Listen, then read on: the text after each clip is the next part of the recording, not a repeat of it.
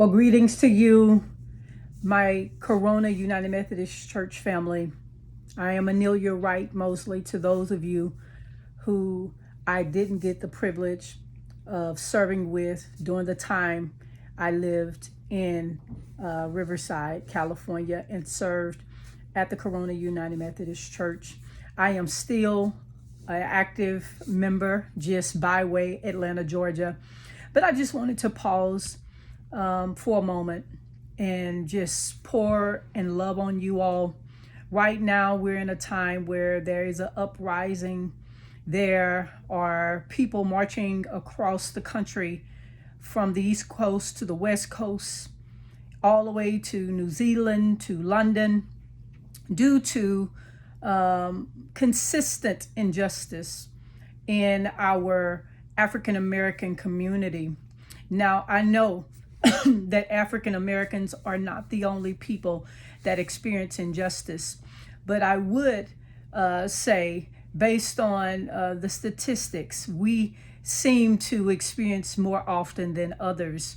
I just want to encourage all of you to take time and take a breath. Take a breath for George Floyd.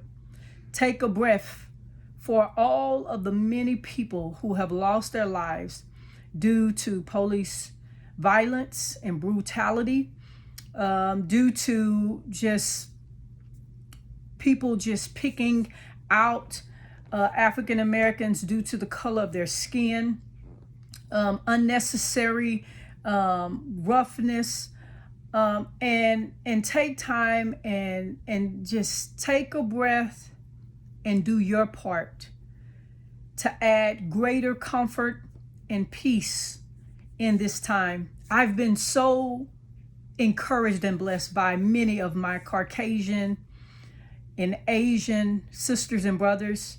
I've received text messages, I've received phone calls, emails, just saying, hey, Annilia, I know this is a rough time, especially for you, with you losing your brother, and him being murdered, and dealing with, cover up of his murder and police and the violence and just the different things you all had to experience through the media.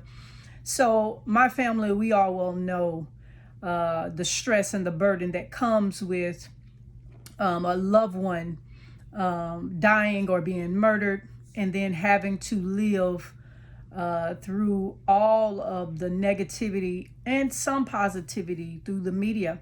So right now, we really need to be in prayer for George Floyd's family. And I want to encourage you to be in prayer for the family members that are connected to the police officers who assisted in bringing George Floyd to his demise.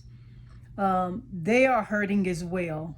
And as a believer, and as one that operate out of the heart and love and the heartbeat of God, in this time we must show empathy.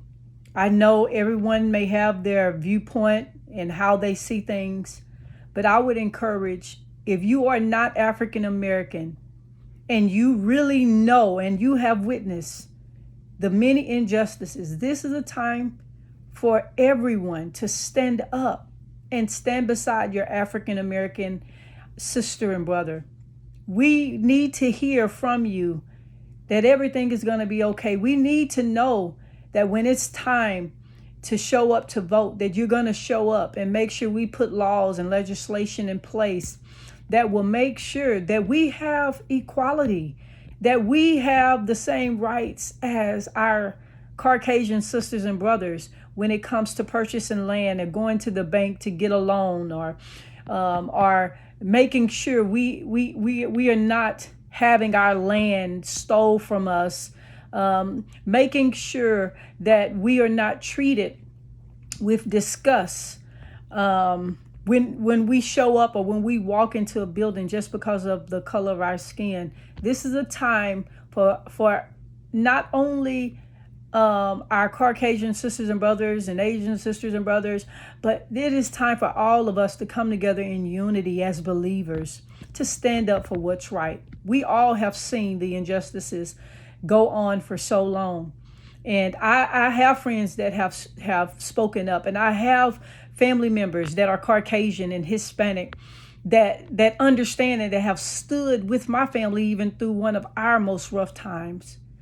But it takes a community to come together. It takes all those cities coming together. It takes the states coming together, and then the countries across the globe coming together. We deserve equality.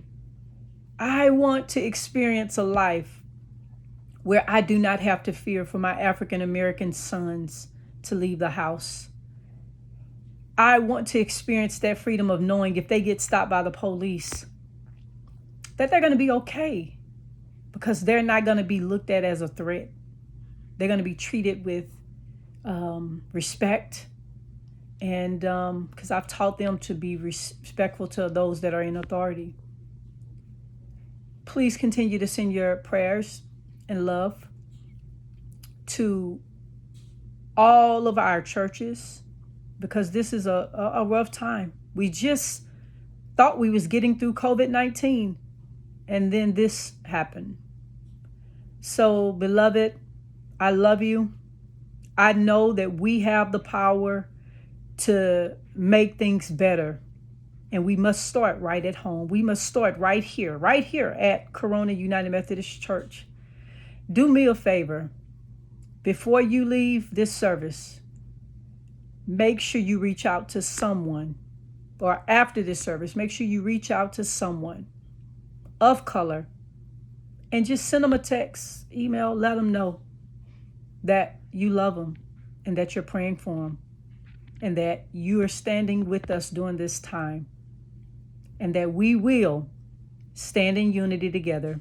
And with God being our God, He will see us through, because we serve a God that's able to do exceeding abundantly and above all that we may ever ask or think, according to the power that worketh in us. God bless you. And thank you so much, Pastor Eric, for giving me this opportunity to share encouragement in my heart with what's going on today. I love you, Corona United Methodist Church. Keep going.